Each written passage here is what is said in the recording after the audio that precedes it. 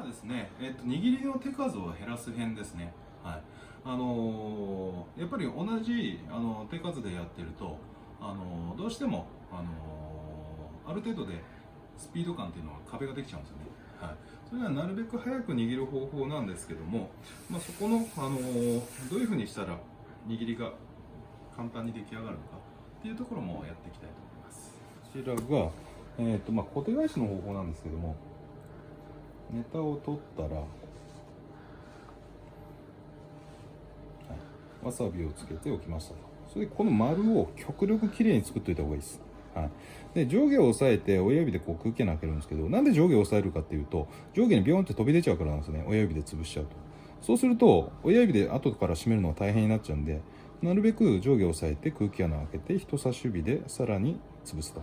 この状態でなるべくきれいな状態っていうのができていると、この後の工程がすごく楽になります。そしたらひっくり返してから横を締めながら元の位置に戻した時に中指と薬指を落とします。要はこの状態ですね。はい、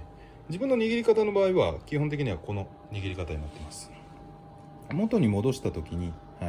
落として握り込むことで親指を入れなくてもこの上下がもうこの状態で決まってるんですよね。横締めて鳴らす。そしたらこれで出来上がりと。でこのシャリの状態見ても、ここって決まった状態ですよね。でしっかりと丸にもなっていると、いうような状態で出来上がるんで、これ早くてかつ綺麗に仕上がる、っていう状態で出来上がりますんで、ちょっとこの中指と薬指を落とすっていうのも一つのやり方です。であとこれね、人によってね、この指の大きさで違うんで、人差し指のみでいく人もいれば、指ちっちゃい人なんか子供なんかは2本でいってもいいんですけど、2本でいくとこの指先が締めた時の横が締まらなくなるんですよね。それなんで中指をここに引っ掛けるっていうパターンの人もいれば、で自分の場合はここの側面を締めるのがここの、部分だけっていうのがちょっと弱いんで、人差し指横にで中指をで横を締めるっていう風な感じで中指で締めちゃいます。いろんな締め方があるんで、そこはいろいろなんですけども、握り方もねいろいろありますんで、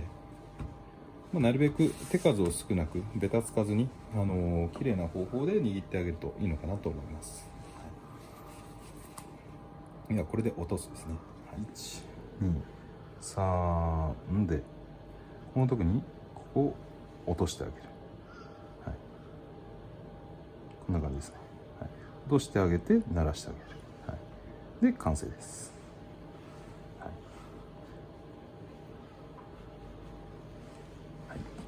っていう風な形にしてあげると早くて綺麗なやつができます。シャリ持ってから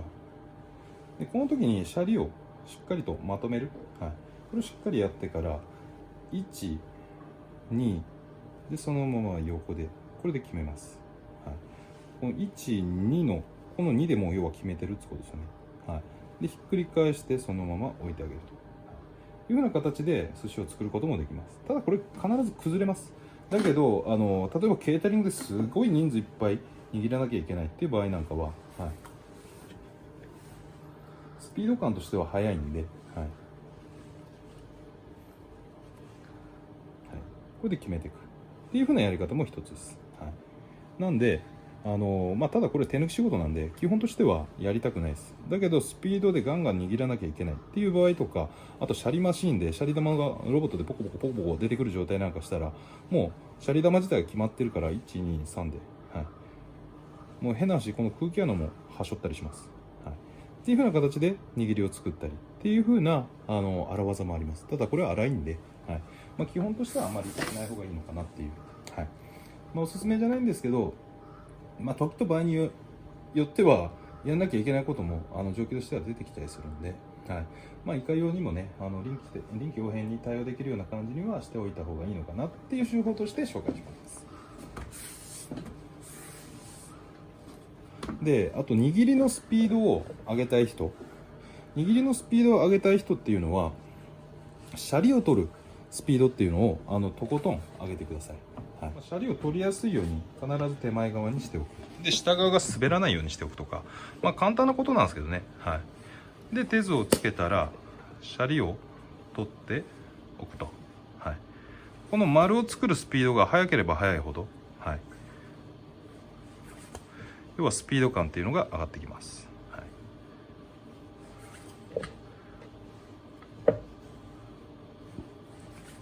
現場だとスピード感速い人でだいたい4秒ぐらいですかね。4秒だと結構速い人ですね。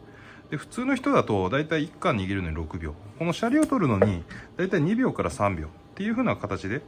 取っていくと綺麗にスピードを綺麗な寿司が、スピードを持って作れるのかなっていう風な形ですね。だから握りを速くしたかったらここでチンタラチンタラずっと作ってちゃダメなんですよ。はい、それをなるべく早く取ってあげるというふうな形を取れてれば基本的に握りのスピードってひっくり返してこの握ってってそんなにスピード変わんないんですよね。はい、それなんでこのシャリを取るスピードをどんどん上げていくと握りの、握るスピードっていうのはどんどん上がっていきます。ただねやっぱスピードだけが全てではないんで、はい、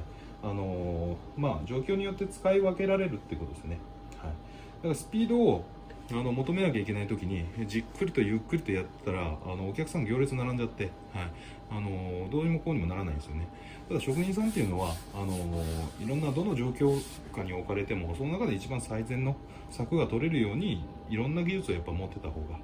ていう風な感じでの、考え方ですね。はい、なるべく極力きれいで美味しいお寿司をお客さんに提供できるようにしましょうっていう風な形で以上です。